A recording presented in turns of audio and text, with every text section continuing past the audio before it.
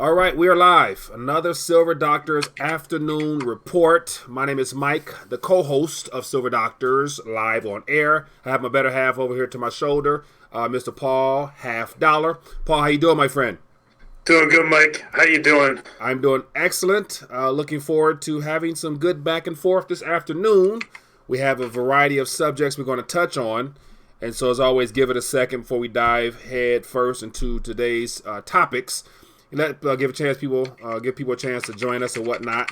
And as always, for those that are watching, as more people, Cortez in the hearing there. I did not have a chance to see it. No, feel free to shine light on it for us. Because she is on the House Financial Services Committee, right? But it's funny because it's like, they're not going to let her anywhere near Jerome Powell because, even though all these questions are carefully scripted, right? It's like that would just be way too much risk if her and Powell would be directly engaging in conversation. You know what I mean? Uh-huh. So she wasn't anywhere to be found last time he was up on Capitol Hill. I imagine she's not anywhere to be found this time either. Yeah, I imagine the same thing. So just a little, I'll chime in a little bit from what I've listened to in regards to the current Congress. I don't know what to give. I don't know what to say anymore, man, because I'm watching and everyone's giving Jerome Powell such respect as well as like he's the monetary god. Questions that were asked to him to respond on happens to be with Facebook, and so it looks like. Everyone I watched had a question about Facebook, the Libra, the wallet, and just that whole ordeal there. And of course, according to his politically correct answer, it's that we're working with them, we've spoken with them, we're going to keep an eye on this and that, whatever. And so it looks like our Congress people are very afraid at the competition that a possible world currency in the form of Facebook having their own currency in a sense, the type of threat it poses to the U.S. dollar as well as just the government's ability to continue to do what they've been doing for quite some time. It was very interesting to see how they were very scared. Well, for some reason they want that on everybody's radar, right? Because they have talking points, right? So obviously that came up on the talking points. Why? I'm not too sure why it would be. Yeah. There's a lot of stuff coming out of Facebook recently, and then the other thing about Amazon and their whole cloud proposal for the Department of Defense. So I find that very interesting that they would be talking about that. They've shrugged off Bitcoin before. Yeah. I'm sure they're going to be shrugging it off again. But that's interesting. I didn't know that they were, always bring up the stuff that, and, Mr. Jerome Powell, you are part of the problem, so we need to take care of this. But then again, the people that are sitting there are part of the problem too. So how are they going to admit that, Yeah, exactly. So, man. Interesting. So let me, got a couple people chiming in or people watching. Let me acknowledge a couple people real quick and then we'll dive further. We got, looks like Acme Jetpack says too late. Mellow Stacker says peace. We got Christopher K. Says we need to connect in real life, need a platform for sharing and helping each other. Yeah, that would be ideal down the line because Facebook is going to become beans and rice. Mark Florida. Harry Honeycomb says buying bond with Donald Duck money. Exchange stabilization fund running out of other nations' money. So interesting. Roy, how you doing, my friend from Montana? So yeah. So more people are chiming in. Go ahead. Third-party parts for the automobiles and that they were about to face layoffs. But if he is the person, if he could provide an update about that, that would be awesome. I can't remember if that was him or if I'm thinking of somebody else. But I don't know, when you were talking about Ford, when they had announced those layoffs, we were talking about, well, it's not just Ford, but, a lot of companies that provide parts to these automobile manufacturers as well. Yeah. So that will be interesting for an update there. Right. But yes, welcome everybody. Thanks for tuning in. I came across a article, I believe, not long ago, and it was about the increasing number of job losses in a time where we're supposed to be in a great economic expansion, whatever the narrative they're spinning off. And I think the numbers, if I'm not mistaken, it said that up to this point of 7 months in this year, 320,000 jobs have been lost from basically store closures, retail, and manufacturing. I think it's about 32,000 as of to date. And so we surpassed last year's entire total, or close to, at an earlier time frame. So Well, it looks like we're on pace probably for a single year to probably have the most job losses, and we still got 5 more months in this year. So job losses definitely is going to be something that we're going to hear more and more about. Because, that's interesting because the retail apocalypse, right? That really hasn't been in the news much lately.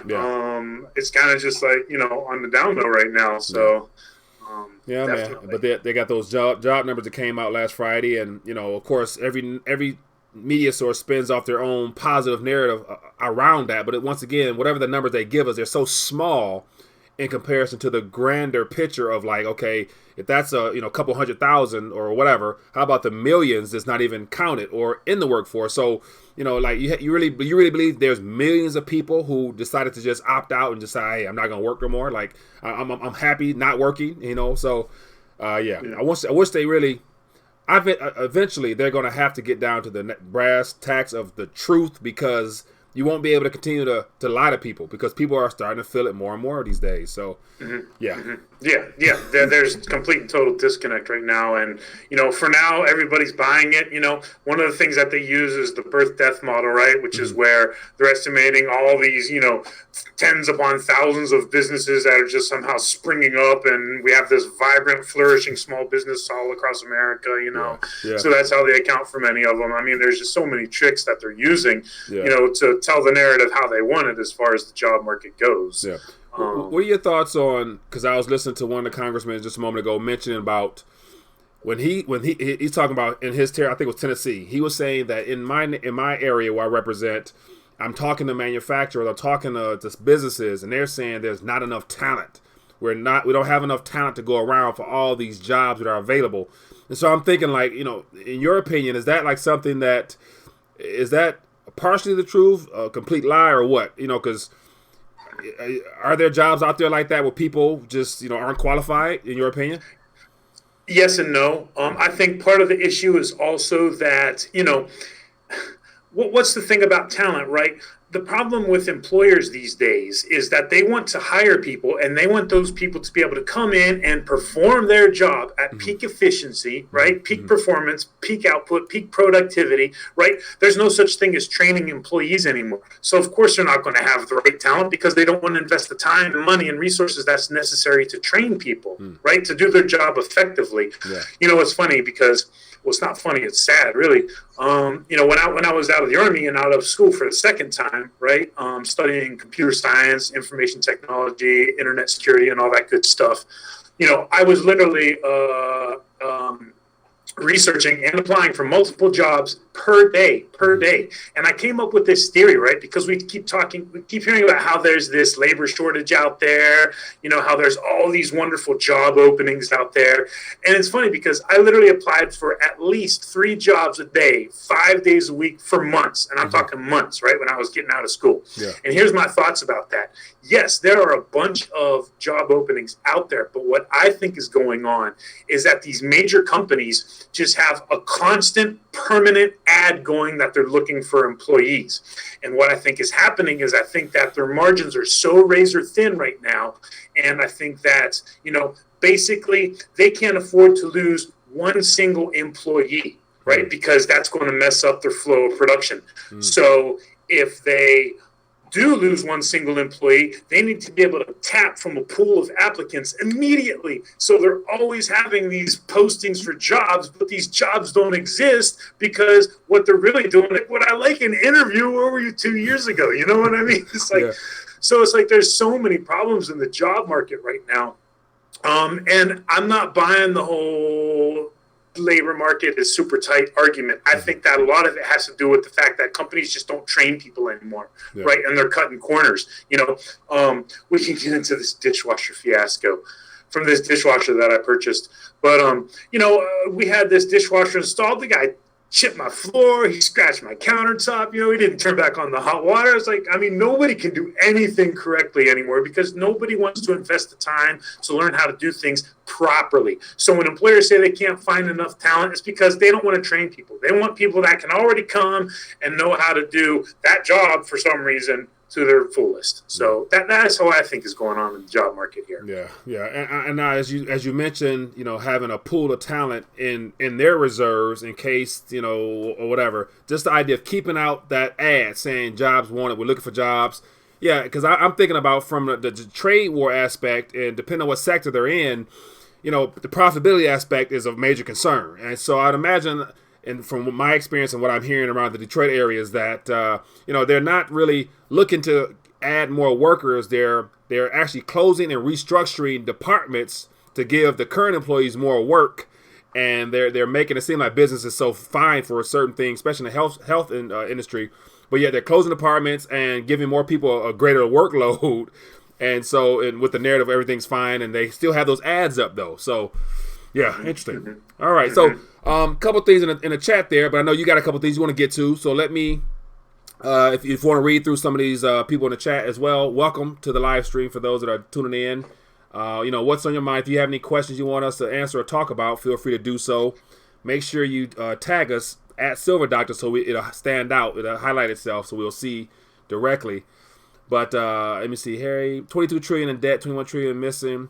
We'll add the realtors on top. Yeah, interesting. Silver beans on the highway. How much poor man gold should? So a lot of thoughts out there. No direct questions, I don't think. But Paul, you got a couple things you want to get off your chest. So basically, the title of this live stream here has to do with gold and silver. What's in your mind?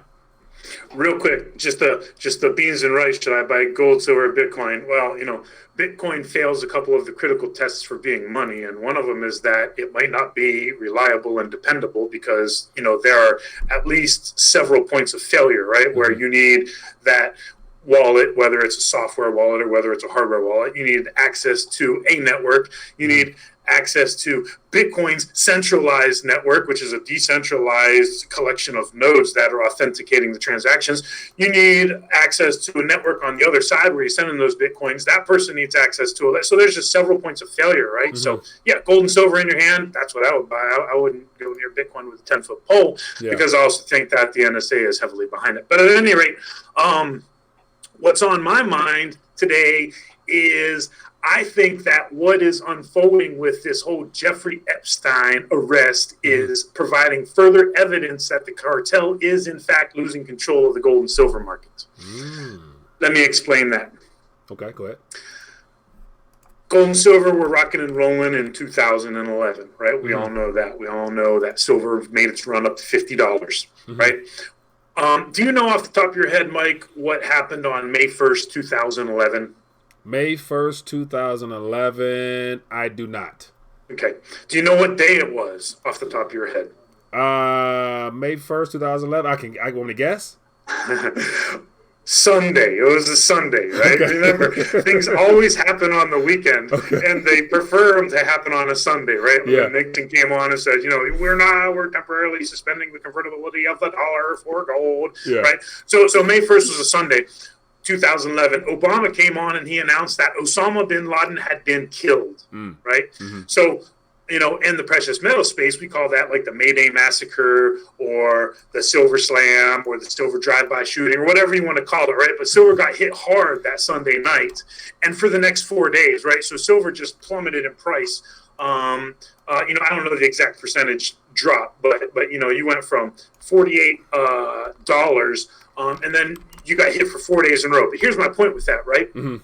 The news of Osama Bin Laden was huge. I mean, right, it's, we're kicking butt in the war on terrorism. We just killed Osama Bin Laden, right? Mm-hmm. CIA, right, deep state globalist asset Osama Bin Laden, right? Yeah. If you buy into the official story of whether he's been killed. I don't know. I haven't investigated it. But here's my point, right? That was huge news, and they took advantage of that, and they used that as the cover to smash hard, right? When gold and silver were making their runs in 2011, there was kind of this panic mode, that it was markets were kind of blowing up. It was getting out of hand, so they came in really hard and forced price. Mm-hmm. Here's my point. This Jeffrey Epstein thing, right? Epstein, this is huge, right? Because, hey, all of a sudden, the rule of law is being restored to the United States, and they're shutting down all this deep state globalist evil behavior stuff going on. So this would be like the ultimate cover to continue hitting gold and silver right now. Because remember, I was saying last week that I thought last week was the most important week of 2019. And then I also said, but if they can't keep gold and silver under 14 and under 15, right, which they couldn't, gold closed above 14, silver closed above 15. I said, I don't know what to expect for this week coming. Well, what did we expect? Well, over the weekend, sure enough, we got Jeffrey Epstein arrested. So that's what we were expecting. But what happened? They couldn't hit on Sunday. They couldn't hit price on Sunday. And they had already hit price on Friday going into the jobs report, right? But price recovered on Friday, right? And like I said, gold got back above 14, silver got back above 15. So my point is, if this Jeffrey Epstein thing is huge, and, Zero Hedge's most read article yesterday was something about like this Jeffrey Epstein scandal is like the biggest scandal in the entire history of scandals in the United States, right? And hundreds of thousands and hundreds of millions of people are reading about this whole Jeffrey Epstein arrest, right? So all this great stuff is being done to get the world rid of all these sickos. But here's my point related to the markets, right? They haven't been able to hit gold and silver, and that would have provided the ultimate cover, just like the death of Osama Bin Laden in 2011 is one of those things that could provide the ultimate cover, right? Now, I'm not saying that the Jeffrey Epstein thing isn't a big deal. Of course it's a big deal. And I'm not saying that what he's doing is truly purely evil. I mean, of course it is, right? But what I'm saying is, just because this is one person, that doesn't mean that this whole, nasty sicko operation is all of a sudden shut down and this stuff isn't going on anymore. You know what I mean? It's either, they don't need him anymore or he's got something more to offer. Who knows what's going on? But my point is that they haven't been able to use it as cover to smash the metals this week. So that's further proof that they are, in fact, losing control. Thoughts on that, Mike? Yeah, so, outside of the metals aspects, as you're talking, I pulled up on the screen some recent news stories, and they're fresh. A lot of news stories in the last couple of hours. So this is clearly being allowed to become a mainstream story because I guess you can't hide this.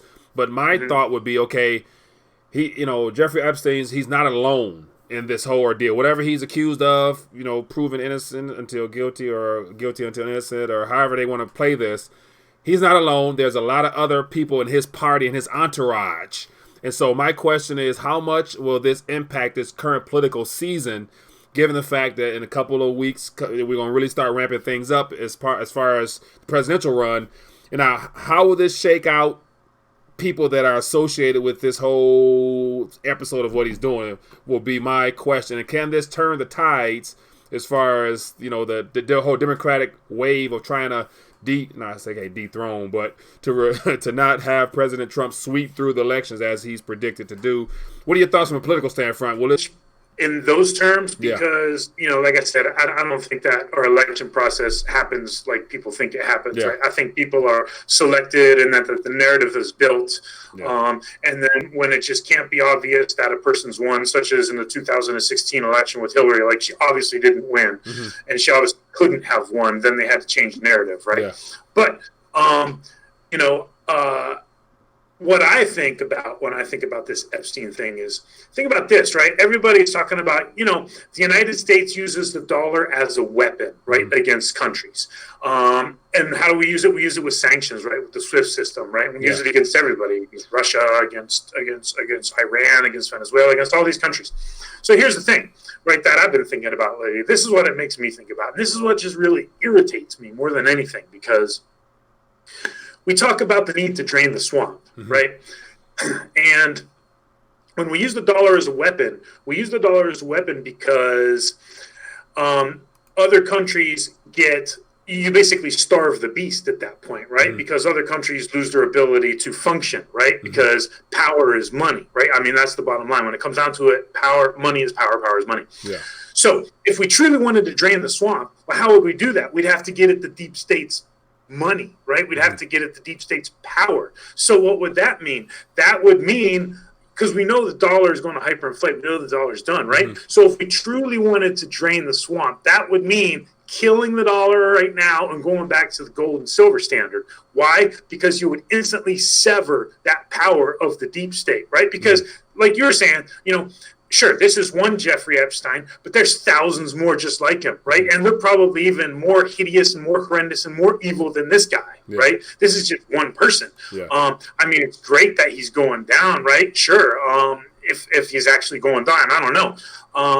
But you know, my point is that if we're really going to make a difference and we're really going to start draining the swamp, well, we need to do it through the source of the power, which is the money, right? We always talk about we need to cut off the terrorists' funding. All right, well, who's a terrorist? The deep state globalists are terrorists, and what is their weapon of choice? The United States dollar. So you kill the dollar, go back on the gold and silver standard, there you go, problem solved like that. I mean, it can't be that simple. Well, I mean, it really is that simple, right? I mean, we see what happens when you sever the source of power and the source of income, right? Good point. So that's how I thought about it. But what I thought about more than anything was just how, you know, I find it very interesting that there was no follow through from the smash on Friday coming off of the jobs report. And they weren't able to smash this weekend. They weren't able to smash, you know, this week that by much, right? And on top of that, you know, they've been able to hit gold a little bit, right, and down into the 1380s, but I mean, they haven't really been able to do anything to silver, right? The only smash they had on silver came on Friday, and they haven't had any follow through, and they've had no success at all this week. So I think this is more evidence that they are in fact losing control of these markets here. Right. All right, fair enough. Now, I want to, so someone, we had Wildman of Wichita posed a question, and he highlighted us, so it says, what is going to happen if the $50 trillion in dark money, which currently resides in the Exchange Stabilization Fund, is used in the precious metals markets? Want to touch that? They're amassing this massive short position, right, from the bullion banks on the COMEX. So they're selling paper gold and paper silver that doesn't exist, and they're just using all this funny money to do it with. That's one of the ways. Then the second way is, and I don't know if this was the angle of the question, but think about this too, right? All of this printed money is ultimately going to be used to find a home. And if some of it finds a home, which it will, right? And it's not just this 50 trillion or 100 trillion or however much, 21 trillion, however much it is, but just in general, when it's obvious to everybody that the dollar is hyperinflating, because there's still people who think that tomorrow is going to be just like today, right?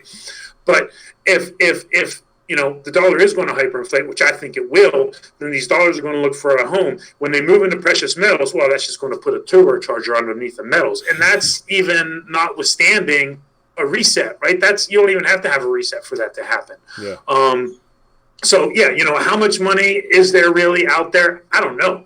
You know, I think it's way more than 21 trillion because they don't have to tell us. They don't tell us. And they could be using entities that aren't even on the books anyways to be doing these things, right? So I don't know if that answers the question. I hope it does. Yeah, so the 50 trillion, I'm assuming that comes from, and because he referenced dark money, so I'm assuming, you know, dark money, the only person who used dark money is Mr. Rob Kirby.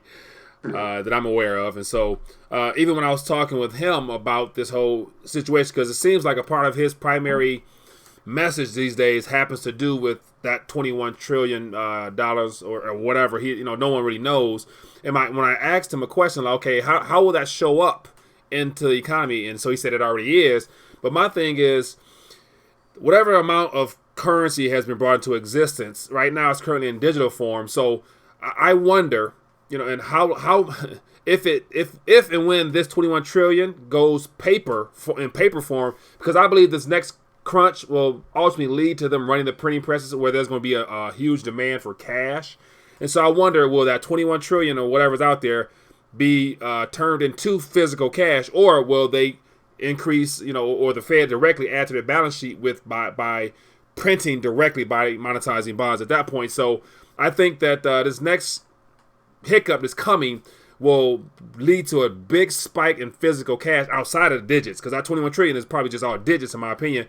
So my thing is, when this printing presses really ramp up, you know how all hyperinflations, when hyperinflation gets out of control, they actually run out of paper, so they start printing on anything they can. Now, of course, that's, you know, extreme situation, but do you think there can ever be a situation, and will the system continue as is, if there's a situation where the Federal Reserve note, the actual cotton fiber paper that they use, becomes, you know, scarce or hard to get their hands on? Do you think that's possible? Possibly. I think that it would be more in other nations as opposed to the United States, just because how digitally dependent we are. Yeah. Now, but that is also assuming that the internet and modern, connectivity stays as it is now, right? Where we can do all this online spending and transferring money and all this and all that. Yeah. So in countries where cash is still more prevalent, absolutely, yes, definitely. Dollar shortages of actual physical cash. In the United States, I think, and just in general too, right? It really depends on, is the internet kill switch going to be flipped in any way? And if it is, then the mad scramble is on. Either way, that's one of those tricky points because, yes, it's true that it is nice to have physical cash because before, it literally just blows, you're going to want to have that cash to spend as opposed to like your gold or your silver.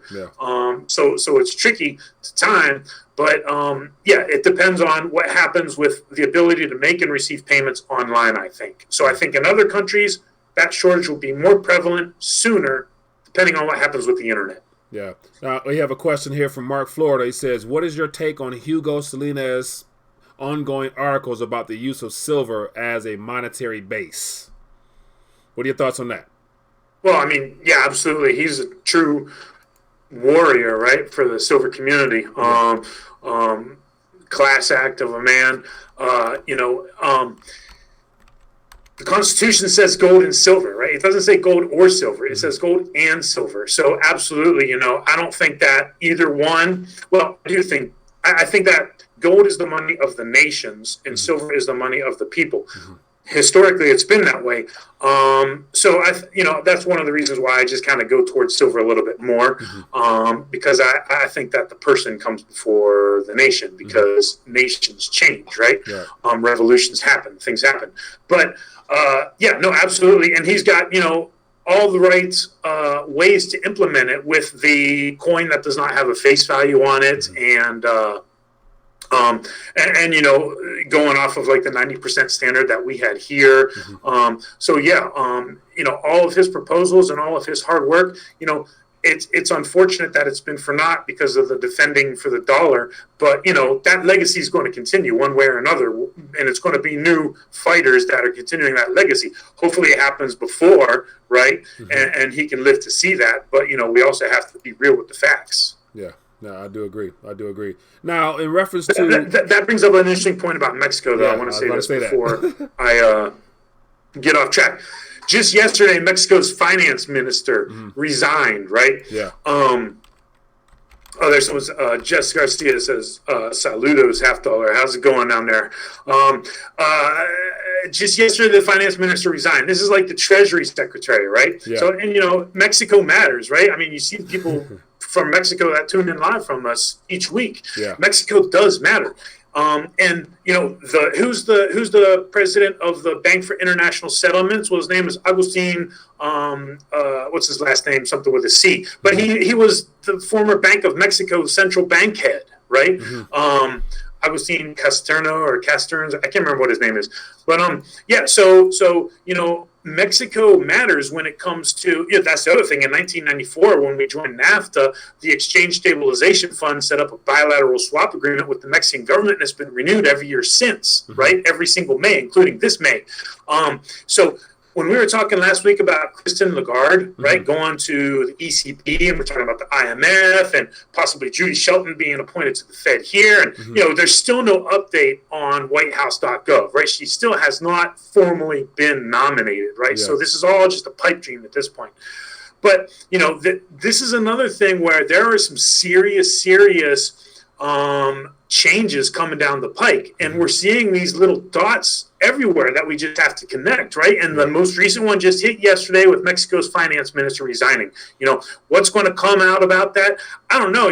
I think it's going to be to try and get somebody in line one way or another with whatever this new system and new reset is going to be. Now, is that going to be like in a deep state globalist kind of way to perpetuate the United States empire, I'm not sure, right? Because I don't know much about the finance minister who just resigned. Yeah. But either way, it's still signaling that this is more proof that big changes are about to start happening here. Yeah. Now, just as you're talking through that, I'm scrolling through an article, and it says, I got to a graph, and it says Mexico peso plummets after finance minister resigns.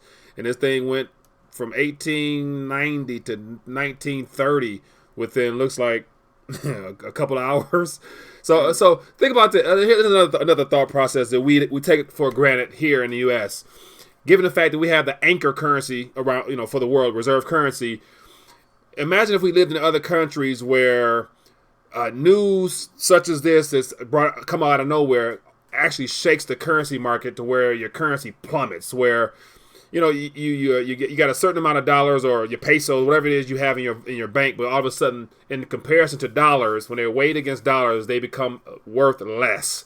And so, that's just a different mindset to have when you're in a country where your currency is, I ain't gonna say a weapon, or it's something that it doesn't operate in your best interest. And so that's very unfortunate. And so, here in America, we have the privilege of having the anchor currency where everything we do, everything we say is valued against other currencies. But I believe one day, and this is all part of what's happening now, like, a lot of people run to dollars for safety. Us as people who are informed, we run to metals. Like, that's our anchor of, our hedge against events such as this, because, once again, I believe our day is coming where we're going to have issues. And to touch on this further, I was reading an article today about President Trump having a meeting when he met with both Shelton and the other person. He referenced not wanting a strong dollar. And so I don't know who's, pretty much, snitched on him, because I'm assuming that conversation was meant to be behind closed doors, or it was information was intentionally provided. But the president, according to this article, was talking about not wanting a strong dollar. And would those two people that he wants to, implement to the Fed, will they be willing to weaken the dollar to keep this economic thing, expansion going? So what are your thoughts on a stronger dollar? Is that something that will pan out well for us in the days ahead? I don't think that the next move in the dollar is higher. I think that the next move is going to be weakening of the U.S. dollar. Intentionally? He can already weaken the dollar if he wants, right, through the Exchange Stabilization Fund. It's right there on the U.S. Treasury Department's website. So he doesn't even have to announce these things, right? So that goes to ask, why is he even doing that? Yeah. But no, the dollar, and it's, and that's the other thing about the peso, right? The peso got up to about almost 25 shortly after candidate Trump was elected President Trump. So, right now, sure, 19 pesos to buy $1, right? But a couple years ago, it took almost 25 to buy $1, and that's like unheard of, right? I remember for the longest time it was 10 to 1. That's how we used to gauge how much stuff cost down there in Mexico, because you'd be like, well, this is 10 pesos, all right, it costs $1. Now you're like, well, this is 20 pesos, okay, it costs $1, So, but here's the thing about the strong dollar versus the weak dollar. Yeah. The dollar has been on this tear for over 5 years, and it's just absolutely crushing the rest of the world. People are like, oh, well, there's this dollar shortage out there. There's not really a dollar shortage out there. I don't think there's a dollar shortage out there. There's plenty of treasury bonds, T-bills floating around. Money's just printed up. Paul K. Roberts says, how do we control other nations? We literally hand them bags of cash, right? There's plenty of dollars all over the place. But yeah, I think the next move is going to be a weakening of the dollar. Because I just think the rest of the world is getting squeezed. And, I think part of the plan is, to bring what I'm calling, economic misery and financial ruin to the United States. And that's going to be at the expense of the United States to the benefit of the rest of the world, because that's how these cycles move, right? Yeah. You hit something for a while, then you hit something else, and you go back something, you go back for something else. So this dollar has been on this tear since mid-2014. And I think it's pretty much run its course, and we saw that where it topped out in 2017 and it's been on a decline and weakening ever since.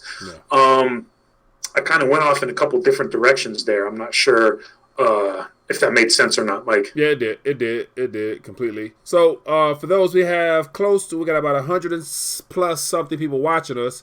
As always, we appreciate you guys joining us this afternoon. If you enjoyed the back and forth, don't be afraid to donate a thumbs up. Just hit that little button beneath this video here. And if you have questions or thoughts, feel free to let us know in the chat. And so I see something here. It says, wanted some opinions. So Lucy Jake says, so I see Lynette Zhang, Mike Maloney, and others says, who would y'all go with to convert about $40K in my Roth to metals? Lynette Zhang, Mike Maloney, or other? I'm open to all suggestions. I'd say call SD Boyan. I don't know. I mean, I don't know how that works because I don't have faith in the system, so I don't have half dollar doesn't have his money in IRAs or 401ks or anything like that, right? Mm-hmm. If you work and prepare accordingly your whole time, you don't need it, right? It's kind of like life insurance. Well, if your family is prepared in the event of your death, then you don't need life insurance, right? Yeah. Well, the same thing, if you're preparing yourself accordingly, but, obviously I'm not a financial advisor, nor am I giving financial advice, but call up SD Boyan because I know there's ways to do that. I'm not exactly sure how that works out. Speaking of calling up SD Boyan, check this out, Mike. Mm-hmm. This is awesome. This is fresh off the presses. And not the printing presses, but the minting presses. Check this out. They made me, I almost had to sign my name in blood to get this coin, Mike. This is the 2019 Tree of Life. Uh-huh. This is a sovereign coin, right? This coin is minted only 50,000 nations. Yeah. The sovereign coin exclusive to SD Boyan. And the cool thing about this coin, you remember when I was talking about how I really like 90% because not only can it go up in price based on the price of silver, but also because of the premium. Yeah. That same thing for that coin. Like these coins were selling out like hotcakes and people were like flipping these coins last year. And it's like, I tried to get one for my wife for a Christmas present and I had to pay $80 for one of these coins last year. It was amazing. Really? But, so, these things, I have a feeling these things are going to sell out really quick. I don't even know what the price is. I think it's I know it's under $17, but I don't know if you have to buy a certain amount or like tax and all, or credit card or cash or check. I'm not sure how that works. So give the guys at SD Boyan a call. But anyway, I would definitely be looking on, getting out of the system because, right, we know the retirement system and the pension systems are headed for a crisis. We were talking about that last week. Yeah. But exactly how to do that, give the guys a call. They'd be happy to talk about it. Yeah. I can't talk about it. I don't know. Yeah. And so over the last 2 or 3 days, especially, I for whatever reason, I've been either questions directed my way or I come across articles all in reference to retirement and just the current system that's under threat based upon the economic conditions we're in now.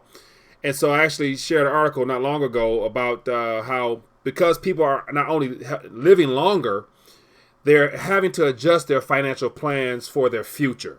And so I'm of the mindset that, like right now, for me, retirement is, several decades away, if I was to get to that point.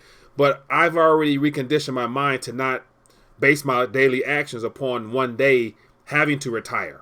So my mind frame is shifted towards that. And so one of the biggest concerns, I think, is this, as someone mentioned about shifting their current accounts over to whatever. I think it's probably worth people's while to recondition themselves about even using the word retirement. Like, retirement, it's still a newer concept in general as far as being able to park money into financial products in hopes of them growing that one day you'll be able to withdraw from them. And so right now, everything is denominated in dollars. So the question would be, do you think dollars, Federal Reserve notes that we're currently using now, will be of value 10, 20, 30 years from now? And if you don't believe that that's something that will be around, why would you then park funds into something now with those same units of account if you don't believe they're going to be there 20, 30 years from now? So this is my opinion, not advice, but I'm thinking just the word retirement in the next 10 years, in my opinion, is going to be challenged heavily, especially as the baby boomers realize that things won't go as smoothly as they thought they would. But what are your thoughts on that, Paul? Yeah, I see elderly people working right in Lowe's or in McDonald's or Walmart, wherever they're working, Walmart, and and part of it is because it's not like these 7-year-olds want to have a job beside teenagers making French fries at McDonald's. It's because they don't have a choice, right? Mm-hmm. And part of that is because the dollar is on its deathbed. It's lost 97% of its purchasing power. So just like you said, that. And, is it going to be worth it? And it's also having entirely too much faith, in my opinion, in the system that we know is going to end, right? Yeah. The curse of the fiat dollar, as in they never survive, is not something that the United States can escape, right? Yeah. And unfortunately, we went down that route, which arguably started in 1913, and we're about at that end stage right now. Yeah. So, people like to talk about it as a Ponzi scheme, and heck yeah, it's a Ponzi scheme, in my opinion. It also depends on where you are in life, right? So if you're like, 65 years old and you're just starting to draw those retirement funds, well, it's great. And, there's no Ponzi scheme there and you want people to keep paying in. Yeah. But, what do you say to the 20-year-old who you want more and more money from that's never going to get a penny when he retires, Yeah. So there's going to be some problems coming down and nobody wants to face it. So it's just going to blow up, and the way it's going to blow up, like I think, is that everybody's going to get paid, but it's going to be worthless fiat money. Yeah. That's the bottom line. Yeah. Thoughts on that? Yeah, I do agree 100%. And as you mentioned that, I pulled up the Consumer Price Index, the Fred graph, purchasing power of the dollar, and it's interesting how, it starts here in 1913, January 1913, and they have it, the grading scale, the index starts at 1,000, and so which references $1 or whatever, and so as of now, it went from 1,000 on this graph to 39. So if you were to use that in dollar terms, say if it was worth $1, technically $1, it's now 3.9 cents. And so I'm thinking, like, just look at this graph here. This is the result of monetary policy and fiscal collusion together. Because this is a product of the Federal Reserve System. Like, this is a direct product. This is their baby right here. And this is the type of stewardship that they've given the world in basically having robbed and devalued what was labeled a dollar by, 97% or whatever it is now. And so I'm looking at this graph now. It's already near zero of purchasing power. Looking ahead 10, 20, 30 years, whenever it's time to retire, can this thing ride along zero for 10, 20, 30 years? Or will it have to go sub-zero or something new issue? So. Well, go ahead. You're talking about interest rates. Interest rates could go sub-zero, yeah. But as far as the dollar's value, no, it will not go all the way to zero. Mm-hmm. And why will it not go all the way to zero? Mm-hmm. Because between the number 0 and 1, right? Mm-hmm.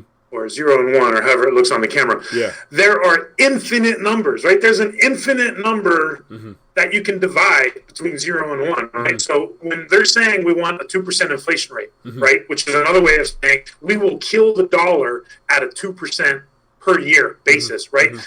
You can keep inflating by 2%, by 2%, by 2%, by 2%, but basically that decimal point just keeps growing and growing and growing and growing and extends on to infinity, right? So it will never get to absolute zero.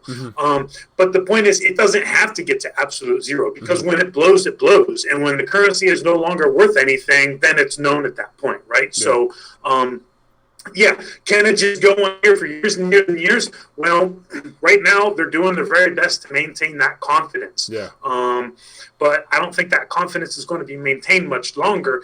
And I think it starts with the dollar weakening. Yeah. And I think that we're starting to see this now. I think that the dollar has topped out. I think it was 2017 when it was topping out, or maybe it was early 18. No, it was 2017, right? And then it was going downhill all throughout 2017, and then we had the rally, right? 2018.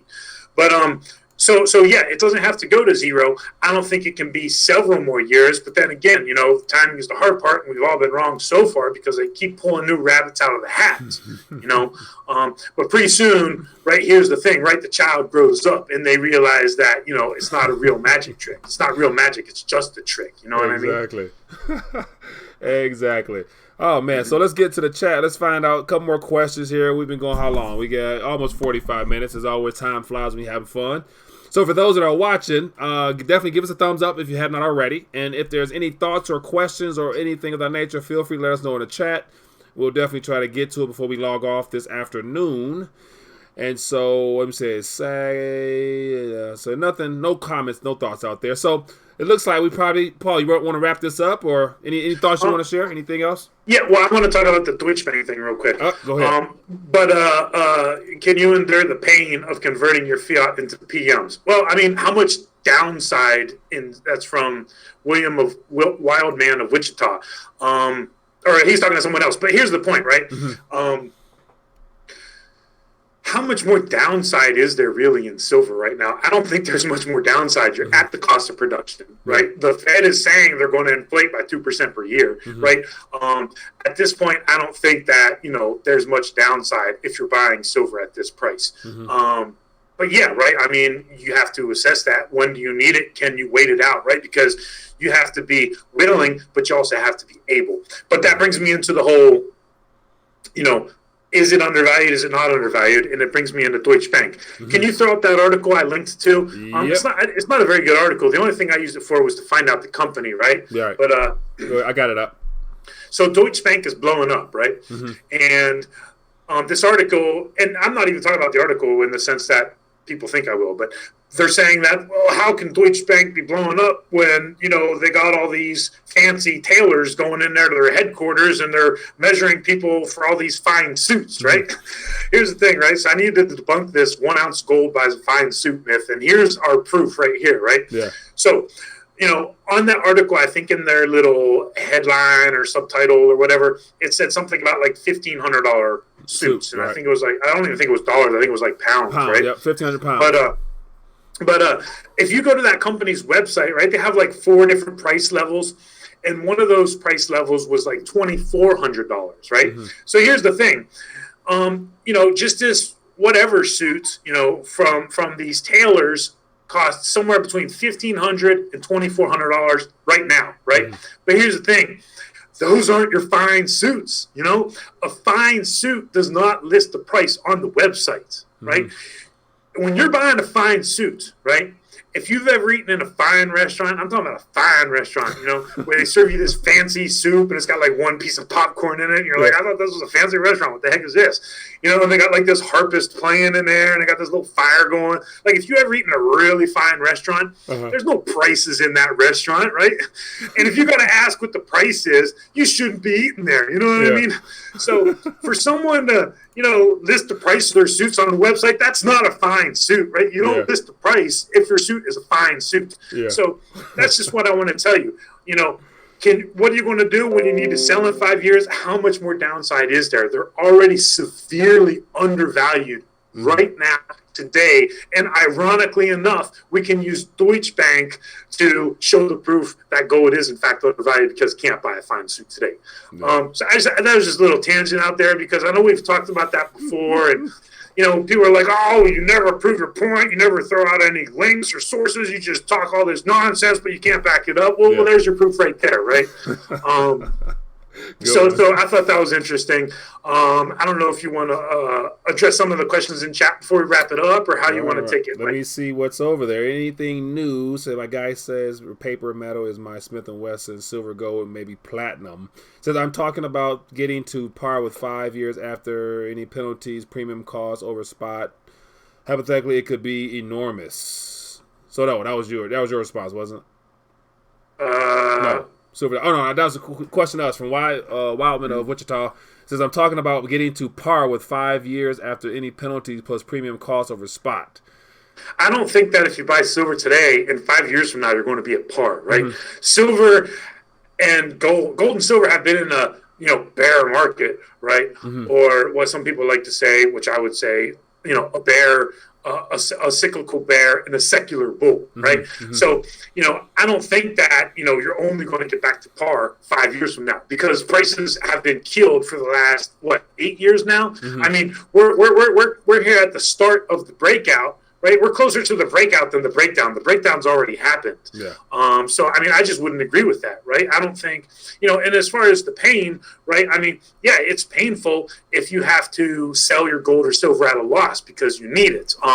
Unfortunately, we don't know, how much control the cartel has to suppress the prices of gold and silver right now.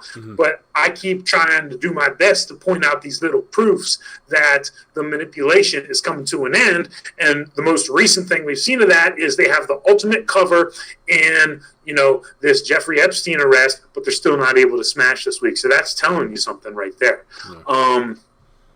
Thoughts on that, Mike? Yeah, I do agree 100%. I agree. I was actually reading, so I didn't quite grasp everything there. but hey, man, it's been great hanging out this afternoon. We're approaching an hour. And so, as always, for those that have enjoyed the back and forth, thanks for tuning in. Definitely give us a thumbs up. More importantly, for those that are interested in getting a shirt, I want to definitely point you guys to where you can get a shirt. If you want to join the community, the link is beneath this video here. And then, other than that, it's been great hanging out this afternoon. Looking forward to doing it again next week. And so, Paul, I know you have an interview coming up, correct? I got a couple coming up. Don't want to give out too many spoilers right now. They're going to be explosive and they're going to be big. So be on the lookout for those. I'm not sure if it's going to be this week or if they're both going to be next week, but we'll see. I know one of them is next week. The other one is still in the works. Okay. So some very interesting stuff about silver guts going to come out of those. So yeah, be on the lookout for those. And as always, keep tuning in at 12 o'clock here on Wednesdays, where we'll do our best to interact with the audience here. For real. Appreciate it. So, as always, people, it's been great hanging out. Enjoy the rest of your week. As always, if you guys come across news articles or whatnot, definitely either post them in a comment here, or if you come across articles worthy of reporting on or talking about, you can send them at news@silverdoctors.com. And myself or Paul will definitely check them out. And definitely, Paul, you can post them. We'll post them, whatever, however that goes. But it's been great hanging out. Everybody be blessed. Be safe. Paul, it's been great as always, my friend. Looking forward to doing it again next week. Same time, same place. Everybody be good. See you later.